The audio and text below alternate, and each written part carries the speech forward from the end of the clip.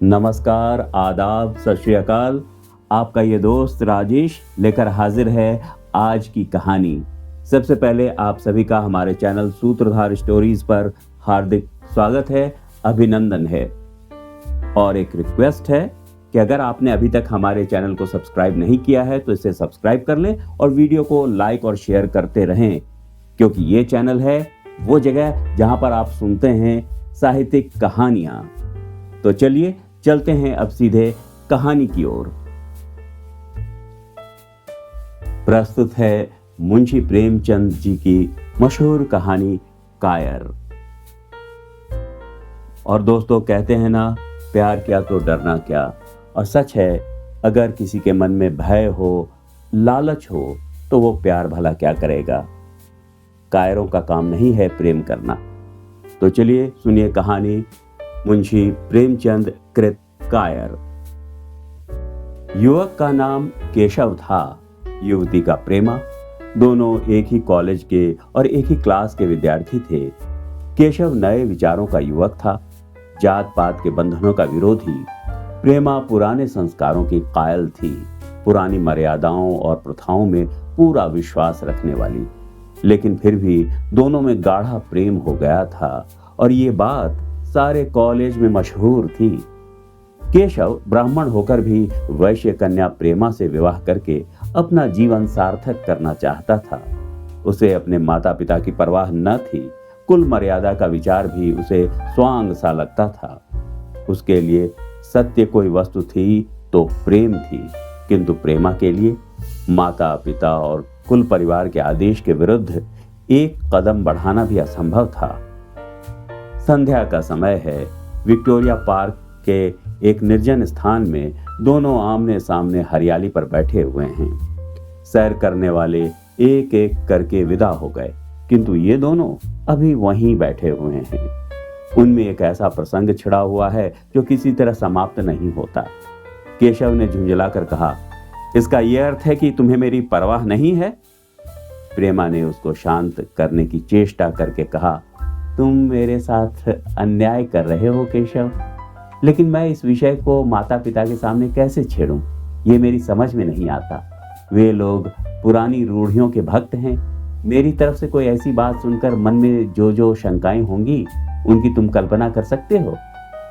केशव ने उग्र भाव से पूछा, तो तुम भी उन्हीं पुरानी रूढ़ियों के गुलाम हो? प्रेमा ने अपनी बड़ी बड़ी आंखों में मृदु स्नेह भरकर कहा, नहीं, मैं उनकी गुलाम नहीं हूं, लेकिन माता पिता की इच्छा मेरे लिए और सब चीजों से अधिक मान्य है। तुम्हारा व्यक्तित्व कुछ नहीं है?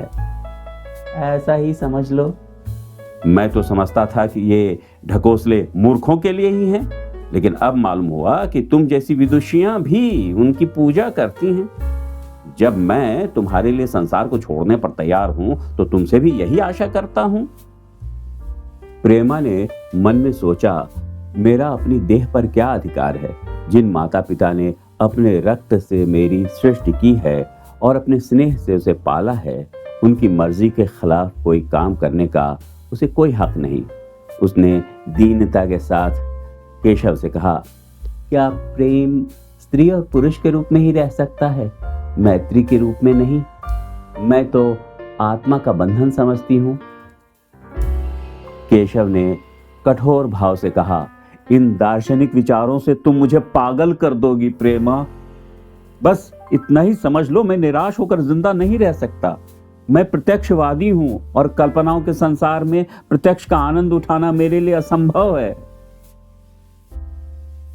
ये कहकर उसने प्रेमा का हाथ पकड़कर अपनी ओर खींचने की चेष्टा की। प्रेमा ने झटके से हाथ छुड़ा लिया और बोली, नहीं केशव, मैं कह चुकी हूं कि मैं स्वतंत्र नहीं हूं।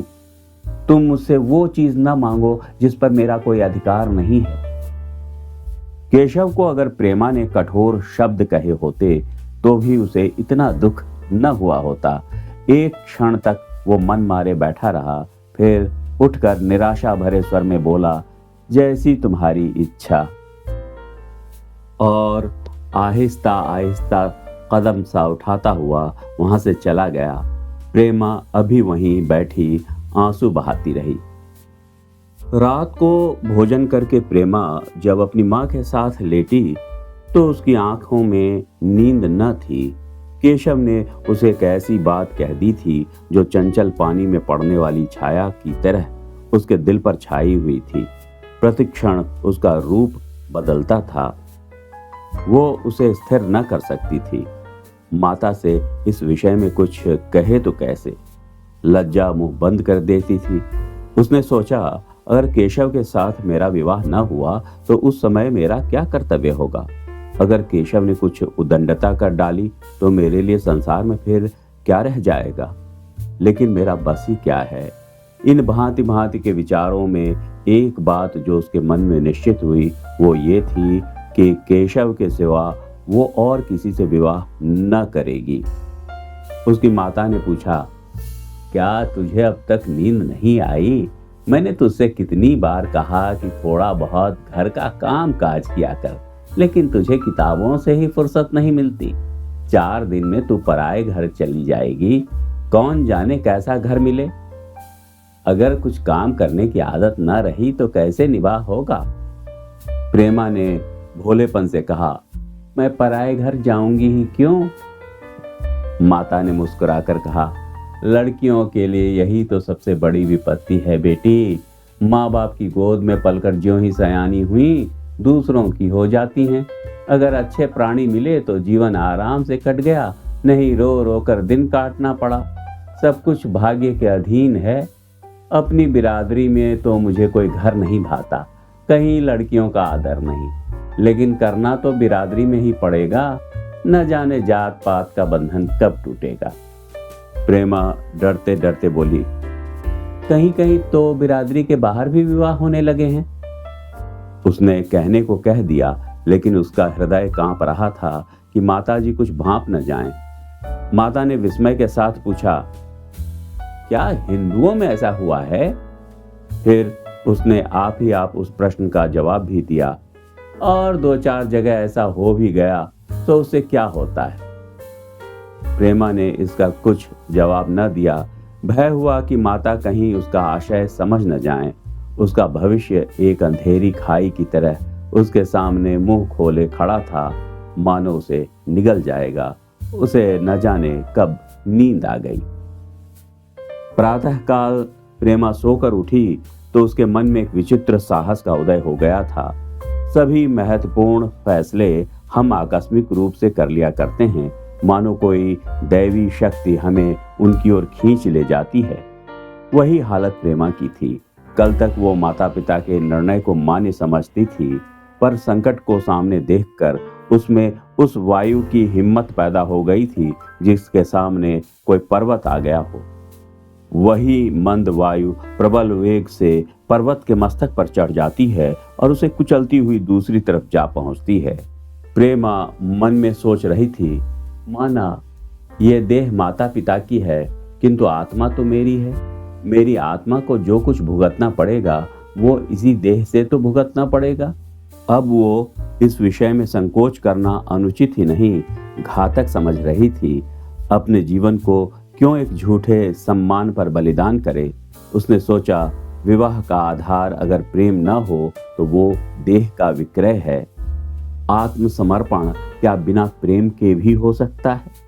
इस कल्पना ही से कि न जाने किस अपरिचित युवक से उसका विवाह हो जाएगा, उसका हृदय विद्रोह कर उठा। वो अभी नाश्ता करके कुछ पढ़ने जा रही थी कि उसके पिता ने प्यार से पुकारा, मैं कल तुम्हारे प्रिंसिपल के पास गया था, वे तुम्हारी बड़ी तारीफ कर रहे थे। प्रेमा ने सरल भाव से कहा, आप तो यूं ही कहा करते हैं। नहीं, सच।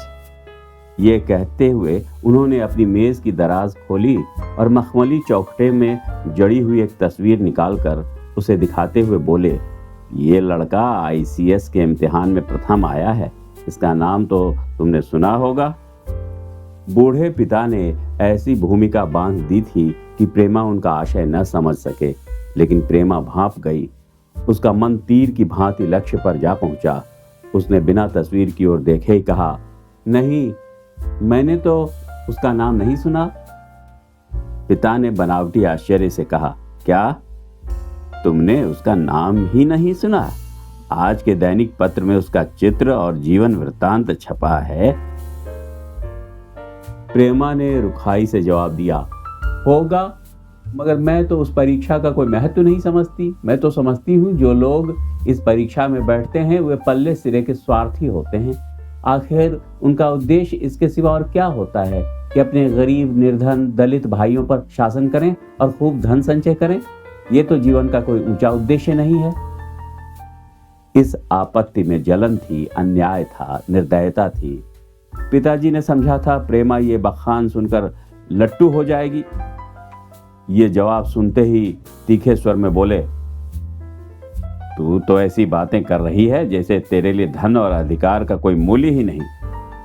प्रेमा ने ढिठाई से कहा, हाँ, मैं तो इसका मूल्य नहीं समझती। मैं तो आदमी में त्याग देखती हूँ। मैं ऐसे युवकों को जानती हूँ जिन्हें यह पद जबरदस्ती भी दिया जाए तो स्वीकार न करेंगे। पिता ने उपहास के ढंग से कहा, ये तो आज मैंने नई बात सुनी।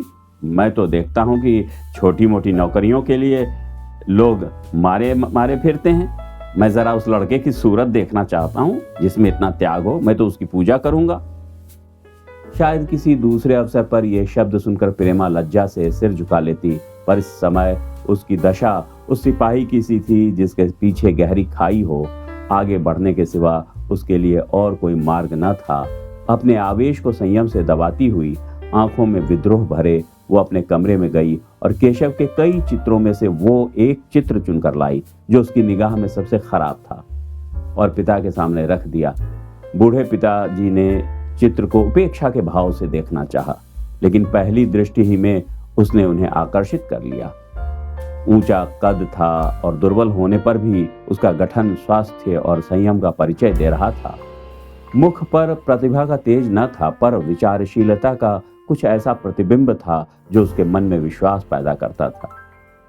उन्होंने उस चित्र की ओर देखते हुए पूछा, यह किसका चित्र है? प्रेमा ने संकोच से सिर झुकाकर कहा, ये मेरी ही क्लास में पढ़ते हैं। अपनी ही बिरादरी का है? प्रेमा की मुख मुद्रा धूमिल हो गई। इसी प्रश्न के उत्तर पर उसकी किस्मत का फैसला हो जाएगा। उसके मन में पछतावा हुआ कि व्यर्थ मैं इस चित्र को यहाँ लाई।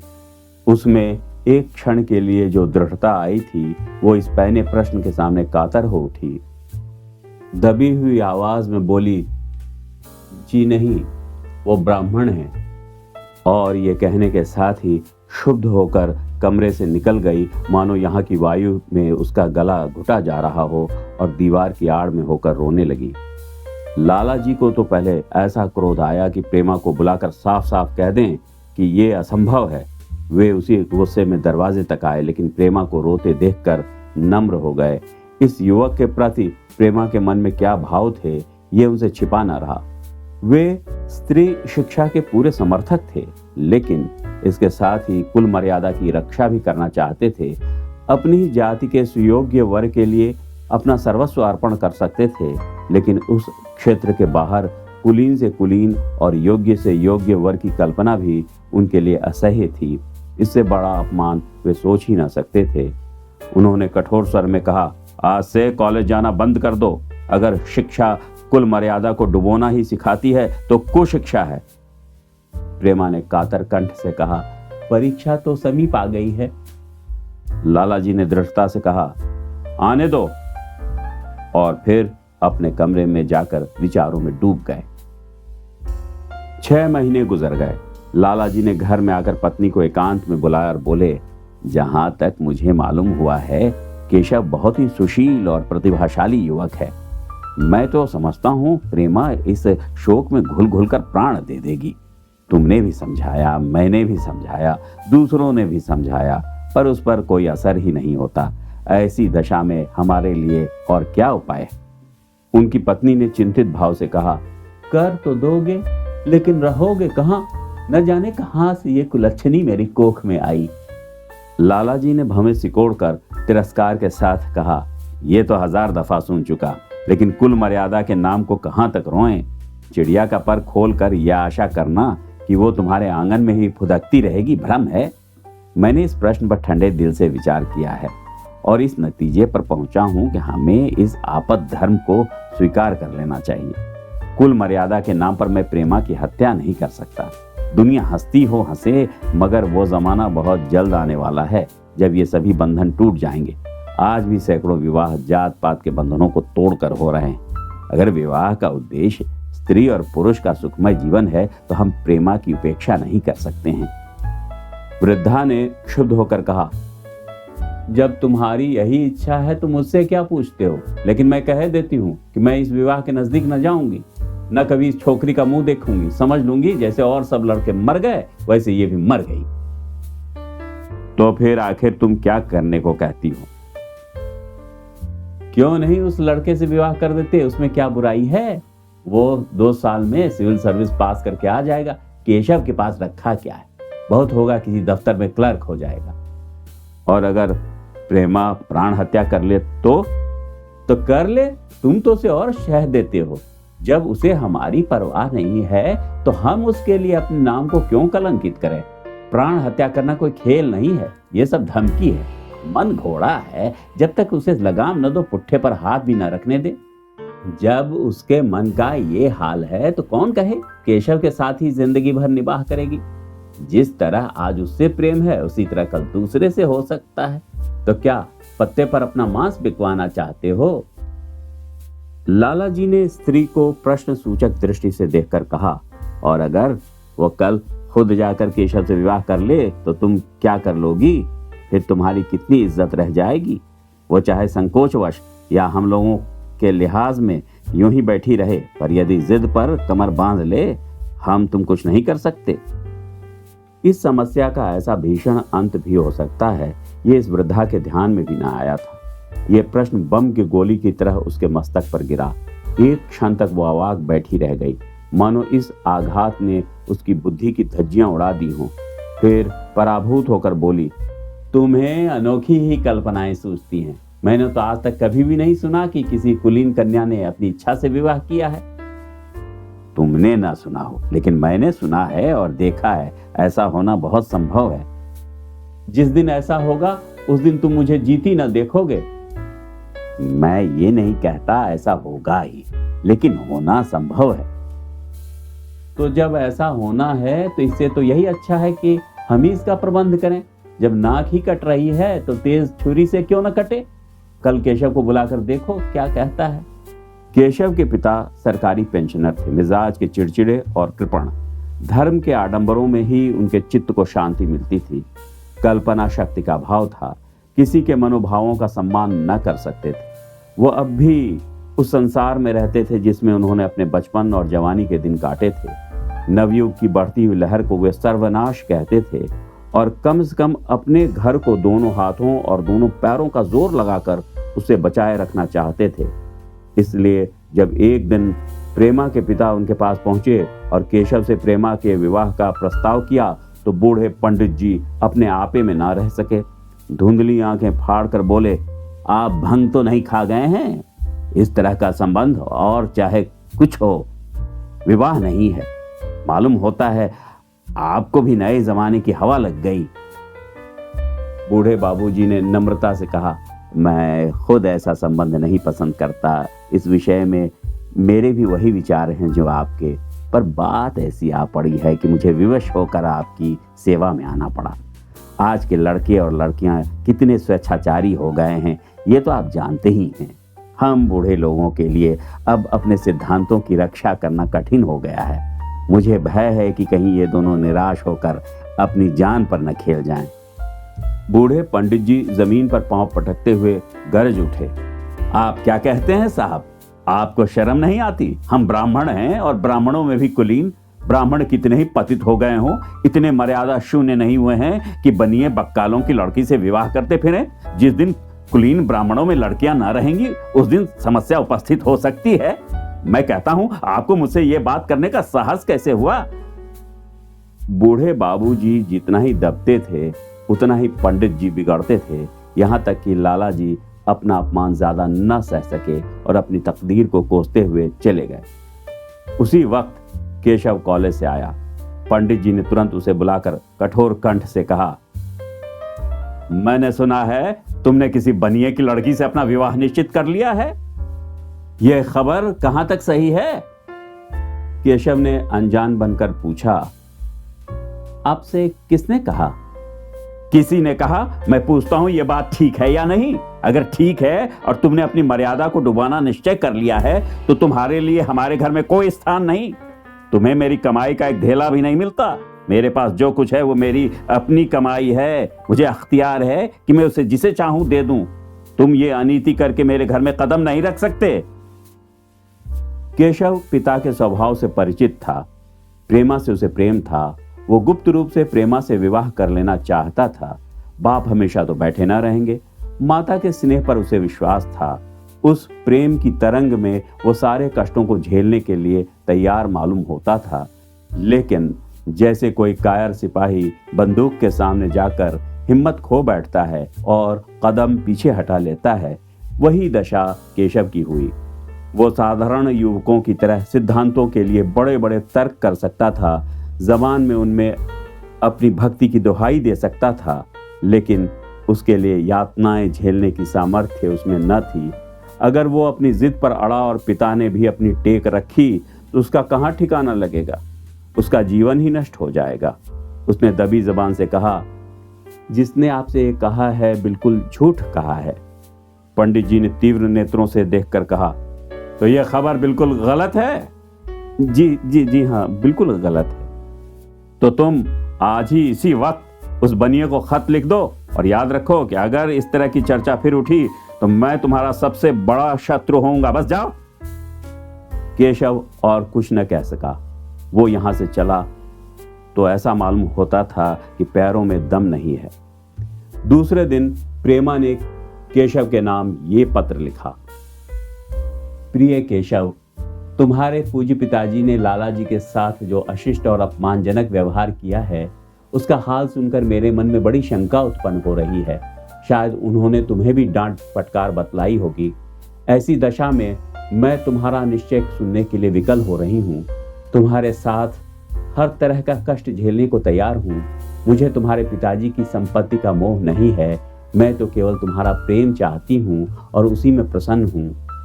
आज शाम को यहीं आकर भोजन करो। दादा और माँ दोनों तुमसे मिलने के लिए बहुत इच्छुक हैं। मैं वो स्वप्न देखने में मग्न हूँ जब हम दोनों उस सूत्र में बंध जाएंगे जो टूटना नहीं जानता, जो बड़ी से बड़ी आपत्ति में भी अटूट रहता है। तुम्हारी प्रेमा। संध्या हो गई और इस पत्र का कोई जवाब न आया। उसकी माता बार बार पूछती थी, केशव आए नहीं? बूढ़े लाला भी द्वार की ओर आंख लगाए बैठे थे। यहां तक कि रात के 9 बज गए, पर न तो केशव ही आए न उनका पत्र। प्रेमा के मन में भांति भांति के संकल्प विकल्प उठ रहे थे। कदाचित उन्हें पत्र लिखने का अवकाश न मिला होगा या आज आने की फुर्सत न मिली होगी। कल अवश्य आ जाएंगे। केशव ने पहले उसके पास जो प्रेम पत्र लिखे थे उन सब को उसने फिर पढ़ा। उनके एक एक शब्द से कितना अनुराग टपक रहा था, उनमें कितना कंपन था, कितनी विकलता, कितनी तीव्र आकांक्षा। फिर उसे केशव के वे वाक्य याद आए जो उसने सैकड़ों ही बार कहे थे। कितनी बार वो उसके सामने रोया था। इतने प्रमाणों के होते हुए निराशा के लिए कहाँ स्थान था, मगर फिर भी सारी रात उसका मन जैसे सूली पर टंगा रहा। प्रातःकाल केशव का जवाब आया। प्रेमा ने कांपते हुए हाथों से पत्र लेकर पढ़ा। पत्र हाथ से गिर पड़ा। ऐसा जान पड़ा मानो उसकी देह का रक्त स्थिर हो गया हो। लिखा था, मैं बड़े संकट में हूं कि तुम्हें क्या जवाब दूं। मैंने इधर इस समस्या पर खूब ठंडे दिल से विचार किया है और इस नतीजे पर पहुंचा हूं कि वर्तमान दशाओं में मेरे लिए पिता की आज्ञा की उपेक्षा करना दुस्सह है। मुझे कायर न समझना। मैं स्वार्थी भी नहीं हूँ, लेकिन मेरे सामने जो बाधाएं हैं उन पर विजय पाने की शक्ति मुझ में नहीं है। पुरानी बातों को भूल जाओ। उस समय मैंने इन बाधाओं की कल्पना न की थी। प्रेमा ने एक लंबी गहरी जलती हुई सांस खींची और उस खत को फाड़ कर फेंक दिया। उसकी आंखों से अश्रुधार बहने लगी। जिस केशव को उसने अपने अंतःकरण से वर लिया था वो इतना निष्ठुर हो जाएगा, इसकी उसको रत्ती भर भी आशा न थी। ऐसा मालूम पड़ा मानो अब तक वो कोई सुनहला स्वप्न देख रही थी, पर आंख खुलने पर वो सब कुछ अदृश्य हो गया। जीवन में जब आशा ही लुप्त हो गई तो अब अंधकार के सिवा और क्या रहा। अपने हृदय की सारी संपत्ति लगाकर उसने एक नाव लदवाई थी, वो नाव जलमग्न हो गई। अब दूसरी नाव कौन वहां से लदवाए। अगर वो नाव टूटी है तो उसके साथ वो भी डूब जाएगी। माता ने पूछा, क्या केशव का पत्र है? प्रेमा ने भूमि की ओर ताकते हुए कहा, हाँ, उनकी तबीयत अच्छी नहीं है। इसके सिवा वो और क्या कहे। केशव की निष्ठुरता और बेवफाई का समाचार कहकर लज्जित होने का साहस उसमें न था। दिन भर वो घर के काम धंधों में लगी रही, मानो उसे कोई चिंता ही नहीं है। रात को उसने सबको भोजन कराया, खुद भी भोजन किया और बड़ी देर तक हारमोनियम पर गाती रही। मगर सवेरा हुआ तो उसके कमरे में उसकी लाश पड़ी हुई थी। प्रभात की सुनहरी किरणें उसके पीले मुख को जीवन की आभा प्रदान कर रही थी। धन्यवाद। आपने सुनी ये मार्मिक कहानी कायर। आज शुक्रवार है तो अब मुलाकात होगी सोमवार रात 9 बजे यानी 7 फरवरी को किसी और अच्छी कहानी के साथ। तो एक रिक्वेस्ट कि हमारे चैनल को सब्सक्राइब कर लें और वीडियो को लाइक और शेयर करते रहें और अपना ख्याल रखें।